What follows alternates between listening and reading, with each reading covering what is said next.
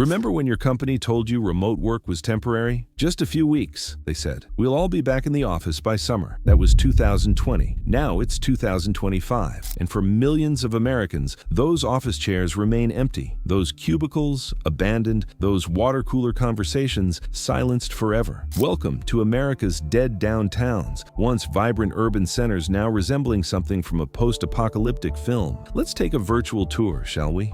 Seattle, once the bustling home of tech giants and coffee culture, now sits at a staggering 73% office vacancy rate. That's $4.2 billion in lost property value in just the downtown core. Buildings that once housed thousands of workers now stand empty, their lobbies echoing with the ghosts of commuters past. San Francisco's financial district, previously packed with suited professionals rushing between meetings, is now so empty that most lunch spots have closed their doors forever. Storefronts that survived earthquakes, recessions, and decades of economic turmoil couldn't survive the remote work revolution. Chicago's Loop, once the pulsing heart of Midwest commerce, now resembles a movie set, waiting for actors who never arrived. Security guards patrol empty hallways, and parking garages built for thousands serve dozens. And Austin, the tech hub that couldn't build office space fast enough just 5 years ago now, has entire floors of glass towers sitting vacant, collecting dust instead of rent. We've all seen the headline, we've heard the explanations, and on the surface, they make perfect logical sense. After all, the pandemic forced companies to experiment with remote work, and many discovered it actually worked. Employees enjoyed the flexibility, eliminated commutes, and often reported higher productivity. Companies adapted to new collaboration tools and realized they could reduce their real estate footprint, saving millions in overhead. Commercial real estate has always been cyclical, right? Markets adjust, workers' preferences evolve, and remote work does offer legitimate benefits: reduced carbon emissions, better work-life balance, and access to global talent pools. But something doesn't add up. If this is just a natural market adjustment, why are companies signing 20-year remote work policies? Why aren't more of them trying to get workers back, especially when CEOs regularly talk about the importance of in-person collaboration? And then there's this. Leaked internal Slack messages from one major tech company's executive team, stating, Phase 1 complete, moving to acquisition stage. Phase 1, acquisition stage. This doesn't sound like adaptation, this sounds like strategy. The more you dig, the clearer the picture becomes. This isn't some organic evolution of work. The numbers tell a different story. 89% of Fortune 500 companies now have permanent remote work policies. Not hybrid, not flexible, but permanent. And oddly enough, they all seem to make these announcements within months of each other, across entirely different industries. But here's where it gets truly interesting. The same companies championing remote work as the future, they're buying up those empty buildings at scale, at unprecedented discounts. This wasn't adaptation. This was orchestration. Let's talk specifics. In the third quarter of 2024 alone, Amazon acquired 47 distressed office buildings across 18 different cities. Properties they purchased for cents on the dollar compared to 2019 valuations. Google now owns 12 city blocks in San Francisco, buildings that are paying virtually no property taxes on due to distressed asset classifications. Microsoft has something called the Future Cities Initiative, a strategic plan accidentally leaked when an executive shared the wrong document during a public webinar. And Meta created an entirely separate real estate acquisition company with a different name to hide their purchases from public scrutiny. The data points paint a devastating picture of the scale of this orchestrated collapse. Over $2.3 trillion in commercial real estate value has been destroyed since 2020. And who's benefiting? 847 major companies have relocated their headquarters to properties they purchased during the distress, properties they helped create the distress for.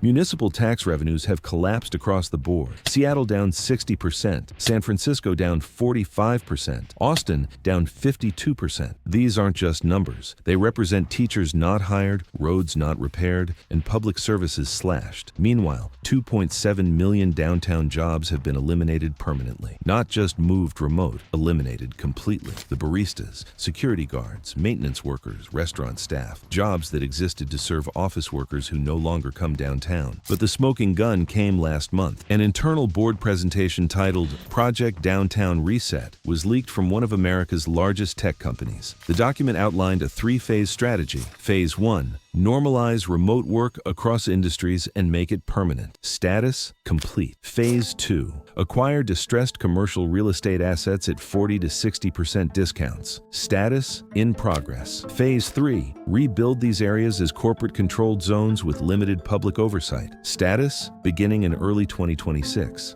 Of course, there have been efforts to counter this trend. City councils have launched back-to-office initiatives with incentives for companies maintaining physical workspaces. The federal government has proposed commercial real estate bailout programs. Local municipalities have offered corporate tax breaks for companies returning workers downtown. But these are band-aids on bullet wound. The true magnitude of what's happening becomes clearer every day. In New York City, 34% of office buildings are now in some stage of foreclosure. Los Angeles downtown buildings sit empty because zoning laws make residential conversion nearly impossible. Laws that, coincidentally, corporate lobbyists have fought to maintain. Boston is rumored to be preparing municipal bankruptcy filings, joining a growing list of American cities facing financial collapse. And then there's the email chain. Obtained through a whistleblower and published by independent journalists, these exchanges between CEOs of 5 major tech companies explicitly discuss coordinating urban restructuring efforts through synchronized remote work policies and subsequent real estate acquisition strategies. They didn't just kill downtown, they bought it. So what have we truly lost in this corporate land grab disguised as workplace evolution? The numbers only tell part of the story. 4.3 million small businesses have closed permanently since 2020. Businesses that depended on office worker foot traffic. That's not just storefronts, that's generations of family businesses, immigrant success stories, and local institutions. An estimated $847 billion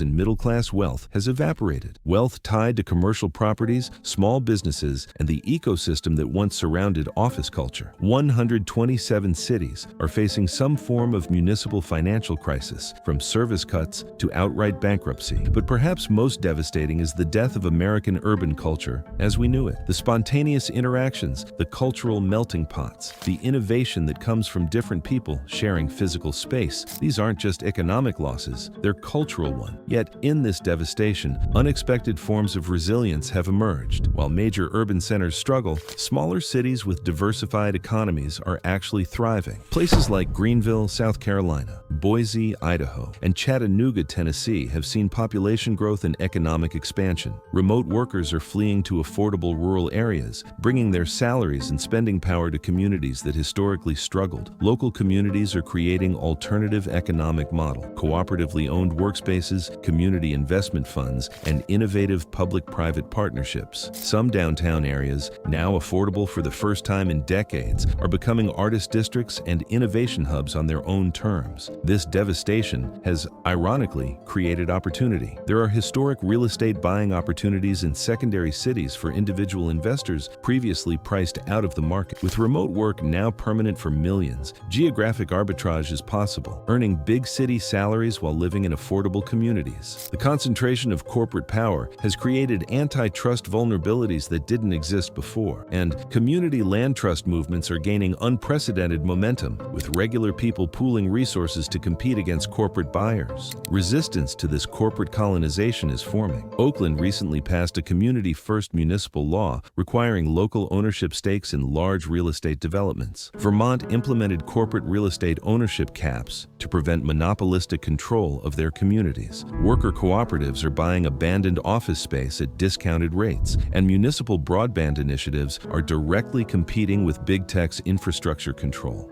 The reality is that urban America has been permanently transformed. We now face a landscape divided between corporate-controlled smart cities and community-owned alternatives. Geographic wealth inequality is accelerating faster than anyone predicted. The rules that governed urban development for a century no longer apply. The choice before us is clear: adapt to corporate control or build alternatives. Neither path is easy, but both are possible. The question isn't whether remote work killed these 25 cities. The evidence makes that clear. The real question is, who will control what grows in their place? Let me take you deeper into how this orchestrated collapse actually unfolded. It wasn't a single decision or a grand conspiracy announced in some smoky backroom. It was a series of calculated steps that, in retrospect, seem obvious. Step 1 began in summer 2020. While most companies were still telling employees they'd return to offices soon, a select group of tech giants made a different calculation. Internal documents show they recognized an unprecedented unprecedented opportunity, the chance to reshape urban America on their terms. The first coordinated announcements came in August 2020. Remember how suddenly every major tech company extended their remote work policies to at least summer 2021? That wasn't coincidence. It was synchronized to begin depressing commercial real estate values in key markets.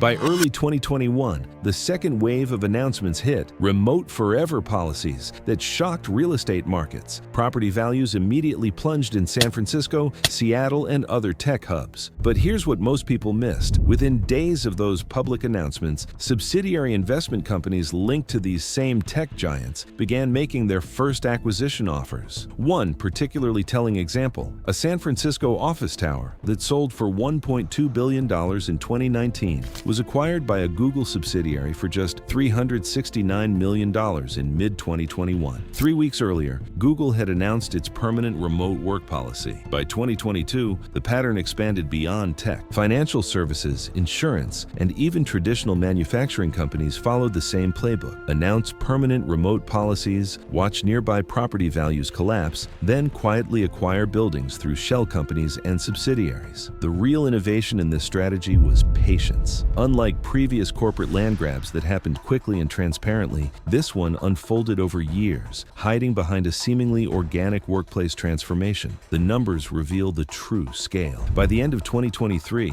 the top 100 U.S. corporations had increased their commercial real estate holdings by 78%, while simultaneously reducing their occupied office footprint by 64%. They weren't using these buildings. They were hoarding them, waiting for Phase 3. And what exactly is Phase 3? The internal documents are chillingly clear. Rebuilding urban centers as integrated corporate ecosystems with streamlined governance. Translation: privatized cities. Areas where traditional municipal oversight is replaced by corporate management, where public spaces are technically open to all, but practically governed by private interests, where data collection is ubiquitous and residency comes with terms of service. We've already seen the pilot programs: Amazon's company towns disguised as mixed-use developments, Google's smart city districts with their own security forces, Microsoft's innovation corridors with preferential zoning laws. What makes this particularly insidious is how it exploits legitimate problems with pre-pandemic urban America. Yes, commutes were too long. Yes, housing was unaffordable. Yes, work-life balance was broken for millions. Remote work genuinely solved real problems for real people. That's what made it the perfect vehicle for this transformation. By attaching their land acquisition strategy to genuine workplace improvements, corporations effectively immunize themselves against significant opposition. After all, who wants to argue against remote work flexibility? Who wants to champion 2-hour commutes and mandatory office attendance? The genius was in linking corporate urban takeovers to genuine worker benefits. Let's talk about the communities most devastated by this shift. Detroit was just beginning its long-awaited renaissance when the pandemic hit. Billions in downtown investment had finally created momentum after decades of decline. Now, 62% of that new development sits empty, and the city's tax base has collapsed yet again. Cleveland lost 41% of its downtown businesses between 2020 and 2024. Not just offices, the entire ecosystem of restaurants, service businesses, and retailers that depended on office workers. Denver's once vibrant downtown had a 94% hotel occupancy rate in 2019. Today, most downtown hotels have closed permanently, with several converted to housing for the corporate workers who do still need to come in occasionally. Philadelphia's commercial vacancy rate hit 43% last year, triggering a municipal budget crisis that led to a 31% reduction in city services, including police, fire, and sanitation. But perhaps most disturbing is what's happening to the small business owners who built their lives around these downtown ecosystems. Take Maria Gonzalez, who ran a successful lunch spot in Chicago's Loop for 22 years. She survived the 2008 financial crisis. She weathered changing food trends and rising rents. What she couldn't survive was the permanent disappearance of the 9-to-5 office crowd. Her location now sits empty, one of thousands of small business casualties. Or consider James Williams, a third-generation owner of a downtown Seattle dry cleaning business that had operated since 1963. With office workers gone, demand for professional cleaning services collapsed. He didn't just lose his business, he lost his family legacy. These stories aren't anomalies. They're the norm across America's former urban centers, the casualties of a transformation that evidence increasingly suggests was neither natural nor inevitable. Yet I promise to talk about opportunities, and they do exist. The collapse of traditional downtown models has created space for community ownership experiments previously impossible in high-value real estate markets. In Milwaukee, a collective of 172 local residents pooled resources to purchase a former office building, converting it to mixed-use housing and locally owned businesses. In Cincinnati, a community land trust acquired 4 adjacent office buildings, ensuring they'll remain accessible to local entrepreneurs regardless of market pressure. Baltimore has seen former corporate headquarters transformed into affordable housing through innovative public-private partnerships. The remote work revolution has also created genuine opportunities for geographic arbitrage. Tech workers from San Francisco are revitalizing small towns in Idaho, Montana, and Maine, bringing their salaries and skills to communities that desperately needed economic infusions. New forms of community-centered development are emerging in the shells of corporate office parks, mixed-use spaces that combine housing, work, and retail in walkable environments. Worker cooperatives taking over buildings previously occupied by a single corporation. Community-owned broadband networks, ensuring digital access isn't controlled by the same entities controlling physical space. The question facing every American community is the same. When the dust settles on this manufactured collapse, who will control what emerges from the rubble? Will it be democratically governed cities accountable to residents, or corporate-controlled zones optimized for profit and data collection?